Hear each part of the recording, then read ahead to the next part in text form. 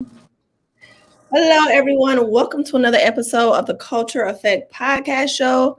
I have a special guest here with us today. We have Norfolk State University graduate, Mr. Lynden Trail. So we're going to talk all things about his HBCU experience, his time in the NFL, and a few other things. So stay tuned. We'll be right back.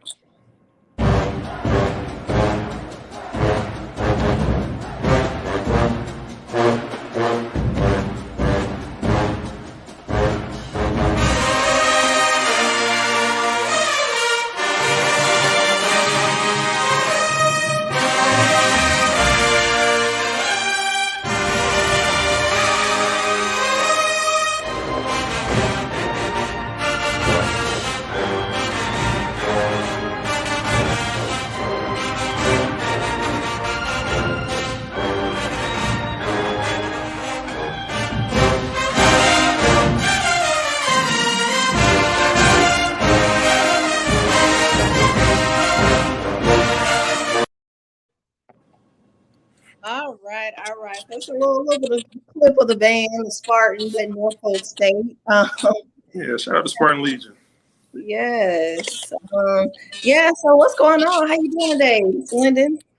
Man, I can't complain. I actually just finished up watching Norfolk State football get their first gear practice in. Boys are looking pretty good. Hopefully, they're ready for a nice little run. I'd like to say that the MEAC's probably ours. So for everybody else in the MEAC, watch out for them boys, especially Jawan, who's our quarterback. Cat special, man. He's actually on the brink of breaking Aaron Sparrow's record. And if anybody knows who Aaron Sparrow is, you know, he's a very prestigious quarterback that played here at Norfolk State as well. So that's a pretty big deal.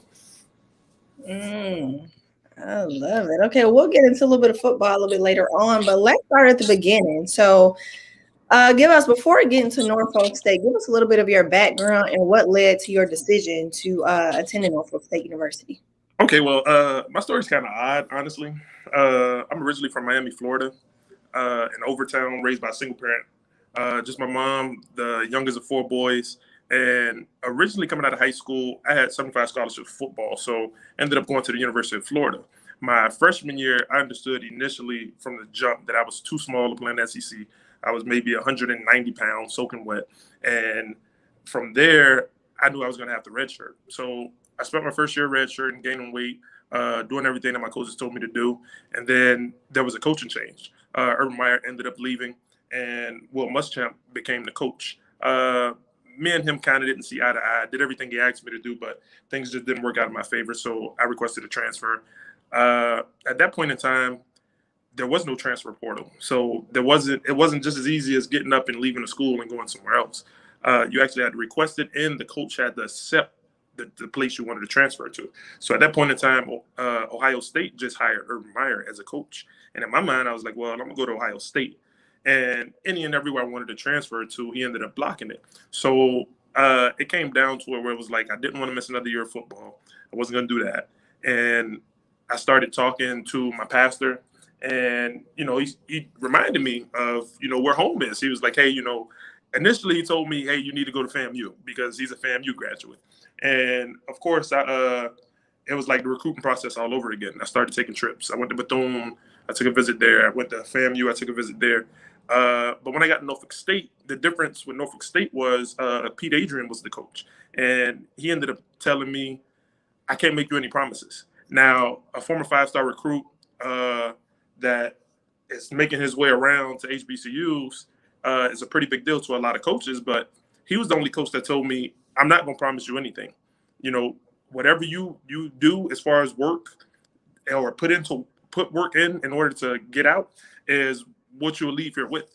And that was a little different as opposed to all the other coaches who was like, yeah, man, you come here, you'll be a starter, you'll do this, you'll do that. I've always been the guy that didn't want a handout. So that kind of impressed me. Honestly, my first impression of Norfolk State when I got here, coming from a Miami boy, remember, I'm from Florida. I got off the plane. It was late December. And initially I was like, there's no way I'm coming here. It was cold as I don't know what. And I was not used to this weather. No one was on campus, unfortunately. And immediately I was like, man, well, what do y'all do around here? So instead of a player hosting me like everybody else did, a coach had to host me. But the thing is, the coach was also from Miami, so we had ties. My mother, who's a very spiritual person, was like, "Look, my spirit takes to this school. I think you should go there. I think it's a good place for you. You need to get out of the state of Florida." It was the decision that I will never ever regret. Actually, the best decision of my life was coming to a HBCU. Honestly, to tell you guys the truth, and I don't want y'all to look at me weird or think, "Oh, this guy's crazy when he says that." But the area from where I'm from is so closed-minded that they think if you don't go to a major D1 school, there is no shot of going to the NFL. There is no shot of playing at the next level. In their minds, you might as well just get your degree and go get you a job. But what I discovered over time was that was the lie that they were selling. Scouts are paid to find talent. It doesn't matter where it's at. If you're good, they'll find you. So this is a message outside of the story to everybody else that's grinding, playing some type of sport, that wants to play at the next level. Keep doing your thing, just work hard, and they'll find you, trust me. But to get back to the story, I ended up committing to NSU, and I did exactly what my coaches asked me to do. They was like, "Look, you work hard, you do what you're supposed to do in the classroom, and in no time, if you want to get to the next level, it'll happen." So 3 seasons later, I was a 3-time All-American, the second in Norfolk State history behind the legend, Terrell Whitehead, the first ever to be accepted into the Senior Bowl, 2013 National Defensive Player of the Year, which is actually the first ever in Norfolk State history as well. So the camaraderie and just being around people that look like you, honestly, was a different type of feeling. There's no knock on the predominantly white institutes. There's no knock on PWIs at all. But to be around your own is just a different feel. To understand that there are people that look like you that are grinding to be successful in life. It's just a wonderful feeling. Yeah, no, I love that. You touched on a lot of good points that you said. A lot of people think, which I think is slowly starting to, go away. But a lot of people think that if you don't go to the larger PWI institutions as an athlete, you can't get recruited to, the NFL or the NBA, things like that. And what we're seeing is that that's just simply not true. I mean, you're a testimony of it, and so many other athletes who have come from HBCUs that have gone on to do great things in, the major league. So. Yeah, definitely. The piggyback off that, you got to look at the cats like Tariq Cohen, my boy Darius Leonard, who just signed a massive deal for the Colts. He's actually the highest paid middle linebacker, and well, in the league at this point in history, honestly. And he's an HBCU product, a MEAC product, South Carolina State. Yeah, I think we just posted him too, and I'm like, wow, like this is like to see that, like you say, when he comes from an HBCU and black guy, and he's the highest paid, like that right there alone, it should be like wow, like if he was able to do it, then definitely I can do it too. So. And so, your story of even getting to Norfolk State, it's like you had a lot of things that happened in between. You almost went to, you said, FAMU at first. And don't tell nobody that. It's okay.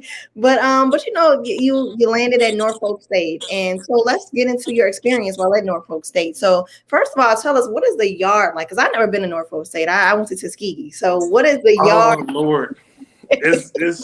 It's different here. I mean, it's kind of crazy. I am a member of Kappa Alpha Psi Fraternity Incorporated, so I am a noob. But the thing is, I was really like I know about fraternities. The crazy part is I've been influenced by nukes all my life. I just never really looked into it until I got to a HBCU. It really wasn't big on Florida's campus like that. But at least I don't remember seeing any black fraternities. I'll say they had a fraternity row, which none of the black fraternities or sororities had houses there, so it was kind of confusing. I just thought maybe these were houses that belong to some other people. But as I came into the HBCU culture, I started to learn a lot about fraternities, what they were about, working in the community, things of that sort, their values, their beliefs. So it kind of attracted me immediately, and it was like, well, I'm not going to sit here and knock any other fraternities. I just know mine is the best in the land. It is what it is. I got you. I got you. And that's, I'm a member of Zeta Phi Beta Sorority Incorporated, so I could be a little bit biased. I love my brothers, my Phi Beta Sigma brothers, but I got you. But no, so and let's get into that too, though. You're like, you being a member, you coming off the yard, Norfolk State, and being a member of Kappa Alpha Psi Fraternity Incorporated. What were some of the lessons that you took from being on the yard and being a part of that brotherhood that really helped you as you went on into life? It's different, man. I mean, the community aspect of it is what really got me, honestly. You really don't know how you're impacting the youth. Like, we have a program called Kappa Leaguers, and these young cats really, I'm not gonna say they don't know no better, but without guidance, the youth won't know better. And I'm really big on the youth because my thing is, I complain about them. I do. But I feel like I complain about them because I work with them. I'm trying to push them in a better direction. I'm trying to show them better. Being a noob, it's easy to see a young man and tell him, hey, man, why you sagging your pants? Carry yourself this way, carry yourself that way. Perception it's not always reality, but to the naked eye, to most people, what they see of you is what they think of you. So, carry yourself as such. Another thing I could piggyback off is the brotherhood, the camaraderie, the networking, honestly, because at the end of the day, there's noobs all over the world, which is a beautiful ordeal. I spoke on not too long ago with you about acquiring my master's degree. And I have a brother that's reached out to me already. It's like, hey, man, you're in my field. Let me know what I can do to help you. These are things that go far beyond just, what people see on TV as far as partying, getting girls, things of that sort. Is bigger than that. Yes. I love that you said that it's bigger than that, because a lot of people think, like you say, they judge, they just see, the Greeks strolling and they see the parties, but they don't realize the community service that really takes place and the actual, the brotherhood and the sisterhood that takes place within these divine organizations. And so it's so many different layers that go along with that. And so we put a picture up here. This is you when you were graduating. This is when you first graduated from Norfolk State. And what year was this? Oh no, this was recent, honestly. Okay. So the crazy part about it is, and I was trying to tell my mom, because my mom is so vocal. Even at 30, my mom is still trying to coach me. I tell her all the time, like, listen, lady, I think I got this life thing kind of figured out at this point. If I don't, let me continue to guide. I mean, let me continue to drive. I'll be all right. Let me drive the boat, as Kodak would say. But she was like, well, you just graduated with your master's. Are you going to do a photo shoot? Now, the thing, I didn't get to do a photo shoot when I graduated from Norfolk State. The process happened so fast for me. Like, everything came quickly. So my graduation was 12, 13, 14. I got on a plane the 15th, flew out to Dallas and started training for the combine. So these are opportunities in my mind. It's like, hey, this is your second opportunity to take some type of, grad photos, things of that sort, because these are things that your parents will enjoy, honestly. And when you get older, you'll probably look back and be like, hey, man, I'm glad I did that. Now, my mother was like, well, didn't you graduate from Liberty? My thing is, I'm going to always pay homage and respect to Norfolk State, because without Norfolk State, there would be no Liberty. So I came back here in order to take my grad photos on campus and just show how beautiful and how much progress, honestly, that's happened since we've actually left, because this doesn't look like the same campus that I was on when I was here. But no, that's good. The progress is always good. It means that they're doing their thing there. And so I want to touch on too. Let's get into life after college, because you mentioned it happened so fast. So you graduated one day, then the next day you were off. So walk us through the process of you, I guess even getting that phone call and getting that opportunity to get to the NFL. Well, crazily enough, let's just start with my senior year. Honestly, to touch on my junior year really quickly before I get into my senior year. My junior year was ridiculous. It was a year where literally my now wife got dressed every week after the season was over because I was accepting a new award for something on the field. So coming into my senior year, which I mean, a lot of football players maybe don't speak about this, but with me, I speak about it openly because it's real. So going into my senior year, I kind of developed like a hint of anxiety, just being that I'm really tough on myself. Mm-hmm. And in my mind, I'm like, well, that's not good enough. It's always, what's next for me. And when I say I'm tough on myself, is it's kind of hard because I'm also a perfectionist. So when I say anxiety had developed, going into my senior year, I started to worry myself. Like, hey, I did this my junior year. My numbers were ridiculous. How am I going to top this? How am I going to do that? Everybody knows who I am now. So my senior year, I got into the whole seeing double teams every team that we played, which was kind of annoying, but I also took it as a respect factor. After I graduated and left, I immediately got on the plane the next day after graduation, landed in Dallas at MJP. So I trained under the Michael Johnson, as he would tell people. For most of y'all that don't know who Michael Johnson is, 400-meter runner, wore the gold spikes on the track. He was the man, as he would say.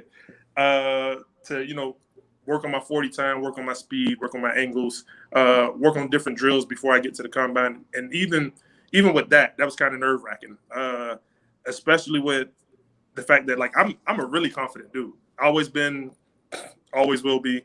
But being around like major D1 athletes was kind of different for me because it was like, yo, okay, well, the really, really, really nice facilities that's like, 1.2 million to put together. I was like, oh, this is kind of crazy.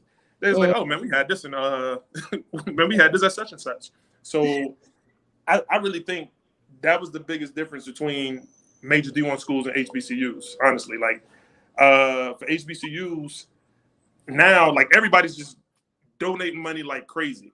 But in my mind, it's like, if this happened earlier, a lot of HBCUs would be up there facility-wise with those major D1s. So after being in awe at these facilities, I'm like, oh, this is kind of crazy. My agent was like, hey, you got a combine invite. Because the combine invite wasn't really, it was up in the air. So I was thinking maybe, I was going to have a pro day, but it was like, nah, they sent you an official combine invite. And then after the combine invite, a little later in December-ish, I got an invite from the Senior Bowl. So the Reese Senior Bowl is a all-star game with the top seniors in the nation. Doesn't matter FCS, FBS, just the top seniors in the nation. So I got to go against cats that were from Alabama, University of Florida, Tennessee, USC, anything you can name it. I was out there, battling with these cats to showcase my skills. Different experience, really crazy. But for an HBCU product, the cat that wasn't supposed to be invited to anything, or as they deemed me, a small school guy, I showed up and showed out. Whenever I looked, there was a highlight of me. Hey, who's this cat? Look what he can do, especially at my size. To put things in perspective, I was 6'7", 270 pounds outside linebacker. So most people look at me and go, well, you're a defensive end or you're a D tackle. But no, I was the cat out there wowing people because I can move for my size. So eventually we did that. The combine was over. I came back to Norfolk State from a pro day to sharpen up on a couple of things that I felt like I needed to improve on. And then it began. So my friends and family came up to Virginia, and here I was sitting in the living room, and it was kind of an eerie feeling because my phone kept ringing, and I kept thinking like, oh, this is the call. But it's family members like, hey, man, you get drafted yet? And I'm like, oh, my God. Do not. So I turned to my mom. I was like, please tell them, do not call my phone for the next 3 days unless it's an emergency. So my agents was telling me, hey man, maybe fourth or fifth round draft grade, da da da da. So I sat there. Round 2 went by, round 3 went by, round 4 went by, and I was like, okay, well maybe this is our time. Round 5 went by, and I was like, well, okay, well maybe this is our time. Round 6, and then round 7, and I was like, okay, what's going on? So eventually my phone rang, and I had 4 different calls. One was from the Houston Texans, one was from the Miami Dolphins, one was from the Cincinnati Bengals, and one was from the Oakland Raiders. And at that point in time, I didn't know that you can actually be signed after the draft. Like, I figured maybe you went to a workout or something, and they was like, hey, we like this guy, let's sign him. But Jadeveon Clowney ended up tearing his ACL that year, and I got a call from Mike Vrabel, who's the linebackers coach at that point in time. He was like, hey, man, I would love for you to come to Houston and showcase your skills.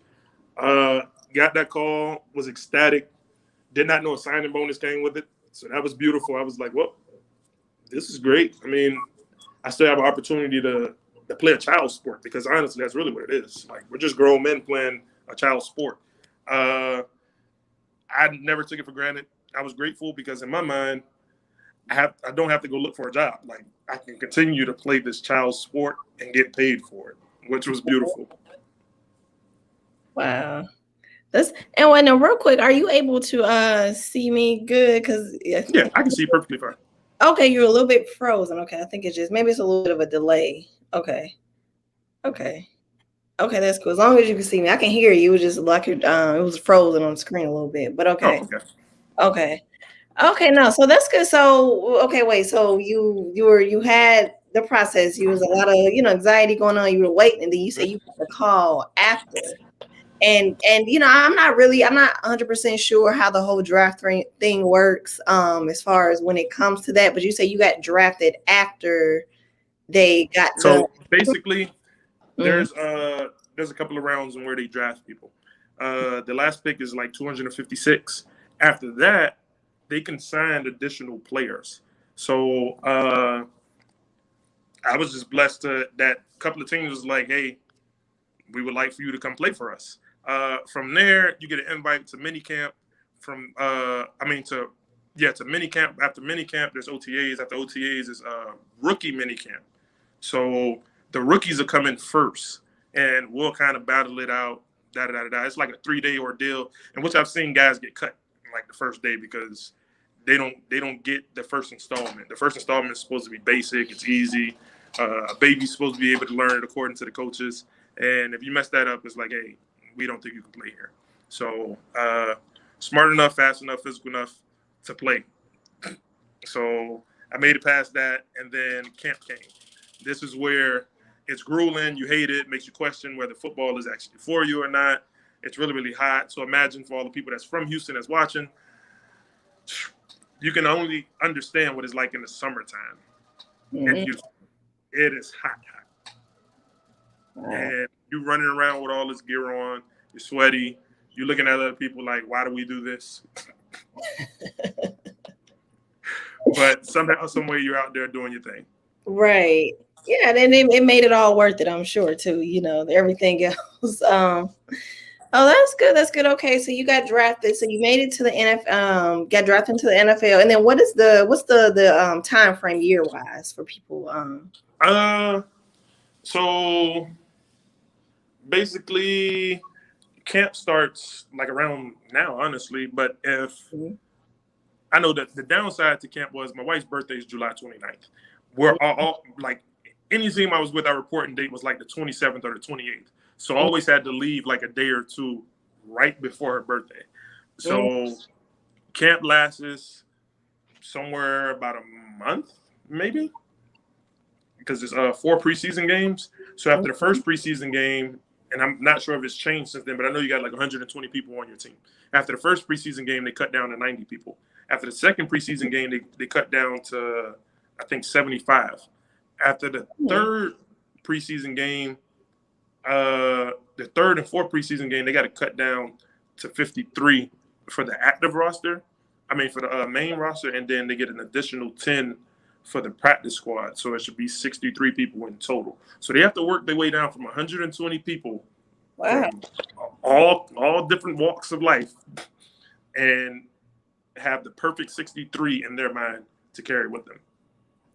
That's interesting. I didn't know that. So that they start with a large number. So pretty much, they have these 100 people who are like, okay, I got drafted to the team, right? But then they cut it down. So after each game, it gets cut. So then, wow. Yeah. So I mean, my rookie year was kind of interesting. We actually had HBO Hard Knocks follow us around that year. So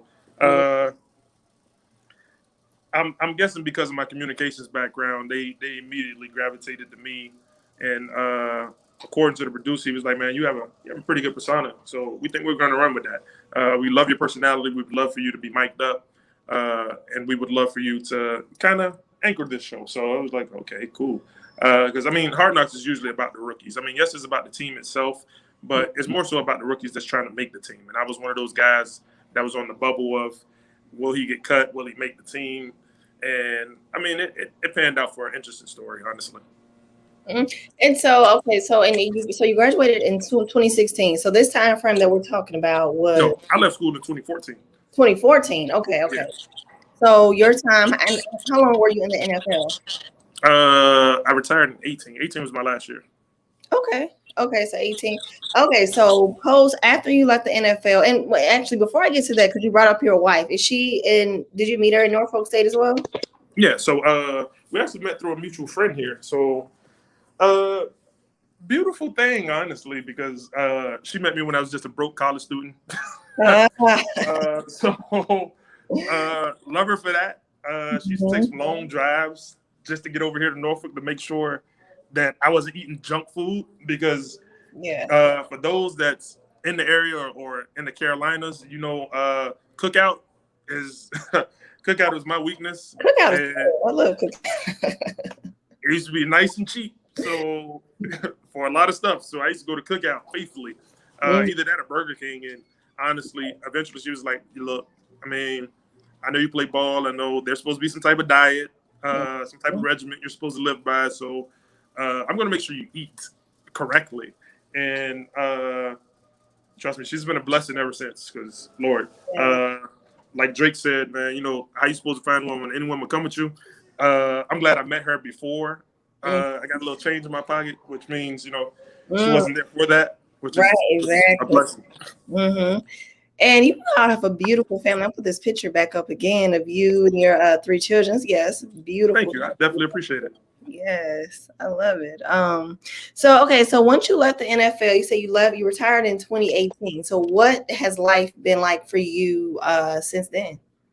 I got to go back to my wife one more time, and I'm extremely thankful for her. My wife owns a hair shop here, so entrepreneur, businesswoman. She wouldn't sit down even if I told her to. She's just a born hustler. Like, that's all she knows. Probably be like that till the day she died, God forbid. But what I had to credit her to is giving me the ability to explore, honestly. She let me follow my dreams. She let me chase my dreams for a good couple of years. Honestly, I felt like I didn't have any responsibilities because my wife was holding everything down. And then after I stopped playing ball, she let me do some more exploring. It was like, what's next for you? What do you want to do? Do you want to do this? Do you want to do that? And eventually, I was like, man, I think I want to go back to school. And she was like, okay, cool. Any and everything I've done since I've stopped playing ball, my wife has supported it. Wow. If I told I wanted to go mountain climbing, look, we should have had your wife on here then. We had her on to hear her perspective on things. That's beautiful, though. But go ahead. But I've mainly been focused on giving back to the community, Kappa Leaguers, my fraternity, things of that sort. Until I actually jumped into school. So I majored in criminal justice with a focus in Homeland Security. And I'm hoping that, my concentration would lead me down working in the field of dealing with human trafficking, things of that sort. I just feel like I need to talk to the right people to get in the right place, and I feel like it'll be the Lord's will to take it from there. That's beautiful, and I love the fact that you credit your wife and the fact that she allowed you to pretty much just be you and do your thing in the league, and then after just really figure out not putting that pressure on you, but really just being that asset to say, look. I mean, I'm grateful because I've seen other people like crumble. So I know my wife had a good head on her shoulders, and any opportunity I get to spoil her, do something special for her, trust me, because people know via Instagram, like I showcase my wife at any given point in time.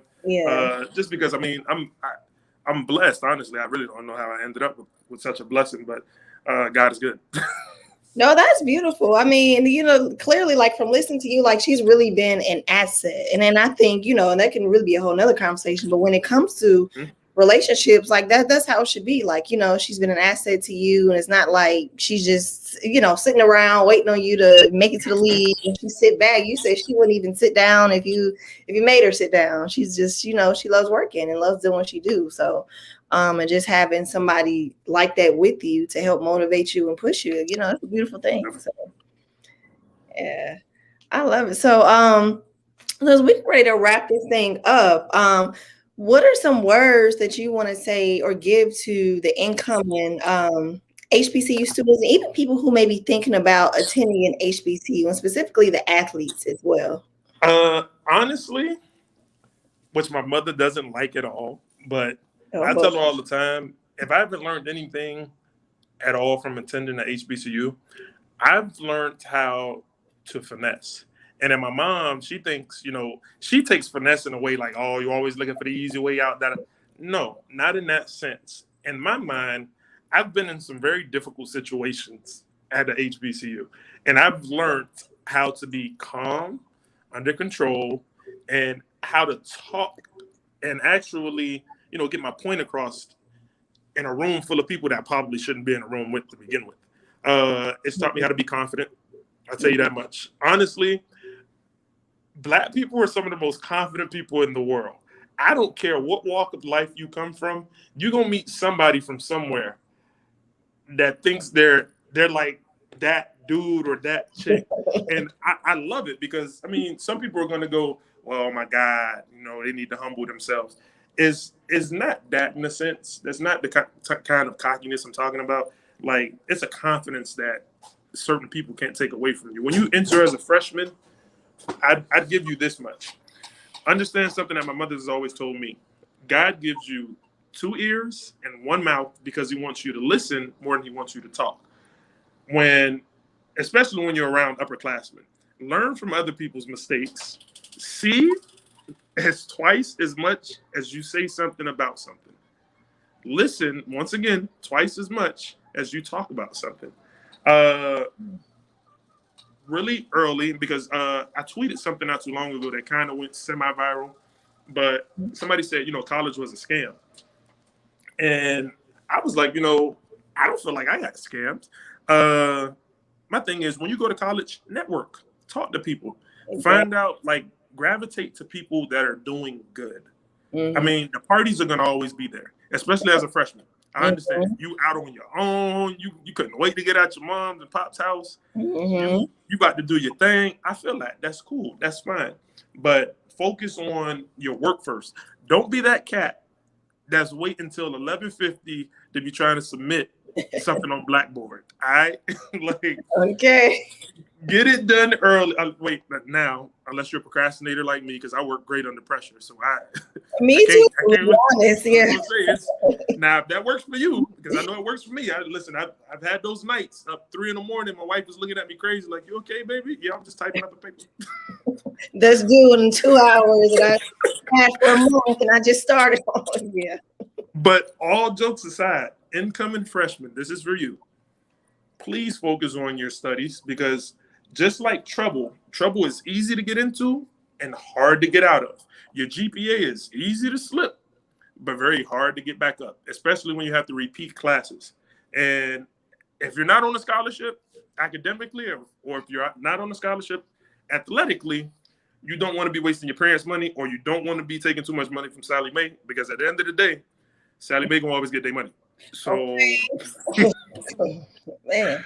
But to the athletes that are inspired by former athletes, past athletes that's paved the way, that's done the work, look to them. Honestly, I'm one of those cats that a lot of guys that currently play at Norfolk State write on Instagram, things of that sort. I respond because in my mind, I've been you before. You know, when Don Carey is a former player that played at Norfolk State, that played 9 seasons in the league, and I remember writing him when I was at Norfolk State, like, hey, you know, what did you do differently? It was great that he responded, because in my mind, it's like, this is somebody I look up to. Like, the fact that you took the time out of your busy schedule, because I'm quite sure he was still playing in the league at that time, to write me back and say, hey, man, you know, these are the routines that I went through. This is how I did it. That was a blessing to me. So why not be a blessing to somebody else? And, you know, I was going to ask, do you all have some type of like for the HBCU graduates who are in the NFL, do you all have like some type of inside brotherhood with you all? There is definitely, I mean, we don't have like a group chat or nothing, but there's that camaraderie, like, bruh, like, we made it ordeal, because, I mean, I remember playing against the Bears, and I ran into Tariq after the game, and I was like, yo, what's up, man? He was like, yo, big bro. The thing is, you might not even know the cat personally, but he's heard your name. He's seen your name. He knows where you're from. He knows, hey, man, we both from the MEAC, especially if you're from the same conference. It's definitely all love when you see each other. Yeah. I would love to see, like, that. I think that would be a dope, like, little talk show, like all the, you know, the HBCU graduate football players just kind of link up and do a little something. That'd be dope. That'd definitely be something to look into. Gave myself an idea. But yeah, but no, so that's been great. So is there anything else before we get ready to get out of here? Anything else you want to if I leave you guys with anything, I will leave you with this. My mother's my light. I don't tell her all the time, because Lord, if I give her enough credit, she won't leave me alone about it. But there's 2 things I'm going to leave you with. The first is a Bible verse. It's 2 Timothy chapter 1:7. For God has not given us the spirit of fear, but of power, love, and a sound mind. That's a scripture that my mom gave me when I first started playing football. And I read an article about this tackle I was supposed to be going up against, and how he was a 5-star recruit, and, you know, how this was going to be my big matchup to prove myself in high school. Ended up dominating the dude, by the way. But and another quote that she's left with me is, it's nice to be important, but it's more important to be nice. People will not always remember what you said, but they will always remember how you made them feel. So take the time out to make somebody feel special. Don't be a butt about it. It's always nice to be humble. Yes. No, that's so true. They'll forget what you said, but they'll remember how you made them feel. I like that. All right, well, this has been good. Before we go, I definitely want to give a shout out to Positivity Water. It's one of our sponsors here. It's a Black-owned alkaline water company. So if you need some water yourself, Lynden, definitely hit them up. Positivity Water on Instagram and website and everything. But definitely stay connected with you here, Historically Black Sense. And yeah, this has been good. We will talk. Definitely appreciate you guys having me on. Appreciate everybody tuning in. All right.